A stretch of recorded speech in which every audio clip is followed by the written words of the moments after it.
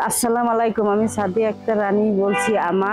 আমি রূপনগর আবাসিক থাকি। আমার ছোট্ট একটা ফ্যামিলি, আমার 2 ছেলে, স্বামী, সন্তান নিয়ে আমি ছোট্ট একটা বাসা ভাড়া নিয়ে থাকি। অভিযাত্রী ও সক্ষম থেকে আমার একটা দোকান দিয়েছিল। দেখি গ্রাহকরা সব ভ্যানেই আগ্রহী, ভ্যানেই মাল বেচে। তাই আমি দোকানটা স্টক রুম বানাইছি, আর ভ্যানে করে আমি হাঁটতে হাঁটতে মাল বিক্রি করি। এবং আমার পরিকল্পনা যে সামনে আরো 2-3টা ভ্যান আমি বাড়াবো। যে দোকানটি স্টোর রুম বানায় রাখছি সেটি 6 মাস আগে সক্ষম থেকে দেওয়া হয়েছে।